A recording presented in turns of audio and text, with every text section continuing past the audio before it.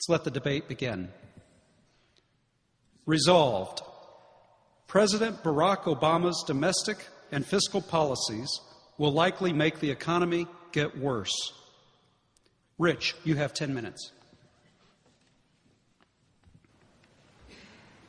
Thank you very much, Louise. Thank you all for being here, and thank you to the Center for sponsoring this event. It's a pleasure for me to be invited here tonight, and I assure you I mean that sincerely, because as a very conservative guy who lives and works in very liberal New York City, it's pretty much a pleasure for me to be invited anywhere. It doesn't happen very often, and just to give you an idea of the strange life of a conservative in New York City, for the longest time, the offices of National Review were located directly above the headquarters of a rap recording studio. And it's called Loud Records, very aptly named. And when these guys downstairs would do their thing, literally the floor would begin to shake a little bit beneath our feet.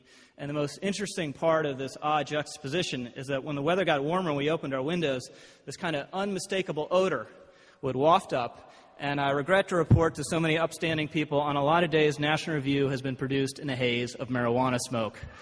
Actually, my favorite story of a conservative in an urban environment is my friend Bill Kristol, who edits another conservative magazine, The Weekly Standard, and he briefly taught at Harvard. And when he moved to Cambridge, it happened to be right around election time, and he went to vote in the congressional election and reflexively went into the booth and voted against the Democrat.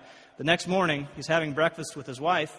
His wife's reading the paper, and he's just curious and asks her, how did the Republican do in that election yesterday? And she looks at the paper and says, honey, there wasn't a Republican in that election yesterday. And he says, well, look, I know I voted for someone, and I voted against the Democrat. And she said, well, honey, you voted for the communist, which is how it goes in a lot of our urban areas.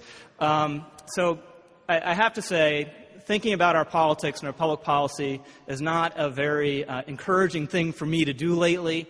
If you look at the wreckage of the Republican Party in 2006 and 2008, it calls to mind the immortal words of the Senator Mo Udall, who ran for president and got shellacked in the New Hampshire primary. And that night he came out and uttered the immortal and very stalwart words, "The voters have spoken, the bastards."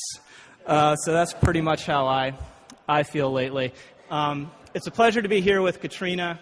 She's a worthy adversary. I find it always very enjoyable and infuriating to engage with her. And just in case you're worried that we might agree about something tonight, we literally argued over the wording of the debate questions. So you have nothing to worry about. And Katrina, have you ever sat in such a grand chair? We should have these at our editorial meetings, I think, when we preside at our editorial meetings from now on. The economy and Barack Obama. I think Barack Obama's approach to the economy is ineffectual, it's cynical, it's dishonest, and it's irresponsible. And I'm going to very briefly hit all four of those.